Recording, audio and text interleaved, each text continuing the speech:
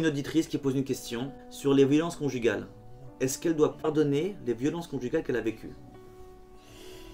D'abord et avant tout, je pense que les seules personnes légitimes à répondre à cette question sont ceux qui ont été battus. On ne peut pas dire, nous, au nom des autres, comment ils doivent gérer leur souffrance, et ainsi de suite. Mais ceci étant, si on devait poser la question de façon objective, d'abord, ça veut dire quoi être battu? Est-ce qu'on parle d'une fois de trop? Est-ce qu'on parle d'une personne qui a des pathologies, qui a du mal à s'exprimer? Même si dans l'absolu, tout le monde le criera haut et fort, rien ne doit justifier une violence quelconque, qu'elle soit verbale ou qu'elle soit physique. On n'a pas le droit de lever la main sur l'autre, et comme tout le monde le sait sur le domaine psychologique, la violence physique ou verbale n'est autre que l'expression de la faiblesse, du manque d'arguments dans ce monde. Donc il est évident que personne n'a le droit de lever la main sur son épouse. Homme battu, femme battue, ce sont des choses qui sont inacceptables. Il y a des cultures qui l'acceptent.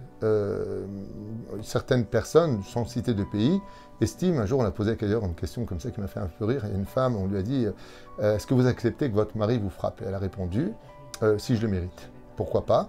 Nous, ce n'est pas du tout notre culture en tant que juif. Il faut savoir qu'un homme qui frappe sa femme peut être nidouille, c'est-à-dire mis en quarantaine pour avoir levé la main sur sa propre épouse.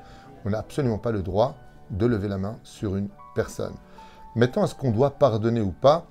Vous savez, je veux dire quelque chose de façon générale, non pas sur cette question-là précisément. Mais le but dans notre vie, c'est d'être capable d'accumuler le plus d'arguments pour nous défendre le jour du jugement. Quelqu'un qui aurait été battu, d'abord on parle de quel niveau? Jeté par la fenêtre, coups et blessures, balafré, que Dieu nous protège de cela. Mais quelqu'un qui aurait été, on va dire, violenté, et qui est capable de pardonner, se mettrait quand même un argument assez important dans la poche pour dire au Créateur du monde un jour, si moi j'ai été violent avec toi, si moi je n'ai pas fait ta volonté comme tu l'aurais voulu, le jour par exemple de Rosh Hashanah, j'ai été même violenté par quelqu'un à qui j'ai pardonné, est-ce que toi qui es Dieu, tu ne peux pas me pardonner à moi? On ne peut donner dans le judaïsme l'exemple à suivre que nous-mêmes on le donne, car Dieu n'est que l'ombre de nos actions, comme le dit le roi David dans le 121e Tehillim. Et donc, Hachem tzilcha yad mincha, donne-moi, on le dit dans la prière, donne-moi de la force. C'est-à-dire que je vais t'envoyer une épreuve.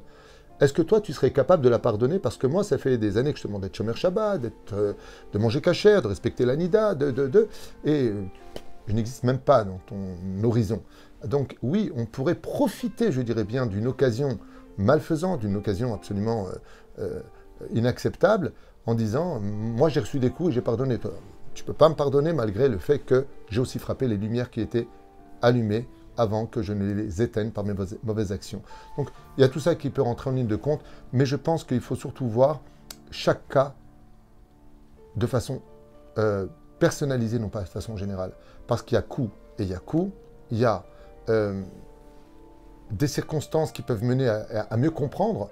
Un jour, j'ai une femme qui s'assoit ici, là où tu es assis, et qui me dit « Mon mari m'a giflé ». Je lui ai dit « D'accord ». Et ça l'avait beaucoup fâché. Hein, de toute façon, vous êtes un homme, vous. Alors je lui ai dit non, mais votre mari n'est pas là pour me dire pourquoi il vous a giflé. Et son mari, d'ailleurs, que Dieu repose son âme, est décédé, arrive dans le bureau et je lui dis comme ça, est-ce que tu as giflé ta femme? Et il me dit, oui. Elle, ah, vous voyez? Et je lui dis, pourquoi tu as fait ça? Tu m'as pas l'air d'être quelqu'un de violent. Il me dit, parce que je suis venu dans la cuisine lui parler, et je lui ai dit, dis-moi, il faut qu'on parle. Je lui pose la main gentiment sur l'épaule, elle avait la poêle et elle me la casse sur la tête. Ben, j'ai eu une réaction rapide, c'est vrai, et je lui ai renvoyé une gifle. Mais je ne l'ai pas frappée. J'ai répondu à ce qu'elle venait de me faire car j'étais surpris d'avoir pris une poêle. Il lève un peu ses cheveux, effectivement, il avait encore un hématome sur son front qui expliquait. Donc, encore une fois, c'est un exemple, c'est loin d'être le cas de beaucoup d'autres exemples qui sont absolument inadmissibles. Il y a beaucoup d'hommes qui peuvent en arriver à blesser leurs femmes, non pas les battre simplement. Et dans ce cas-là, en tout cas, Alpi Torah, selon la Torah et le judaïsme, si une femme est battue par son mari, ça peut être un argument pour obtenir le guet dans certains cas, car il y a danger. On ne se rend pas compte aujourd'hui de la violence, du manque d'empathie, du manque de cœur. Et le pire, c'est qu'on est dans une génération où on n'a même pas de conscience du mal que l'on peut faire à l'autre. On n'a pas de problème de laisser les gens pleurer. Moi, ce qui me fâche un petit peu, c'est qu'on parle souvent de la violence physique, alors que la violence verbale laisse des cicatrices des fois beaucoup plus profondes qu'une gifle sur le visage qui peut beaucoup plus facilement s'oublier. Quoi qu'il advienne, pour répondre à tout cela, nous ne sommes pas des animaux et la meilleure façon de réagir, c'est d'argumenter pour prouver qu'on a raison.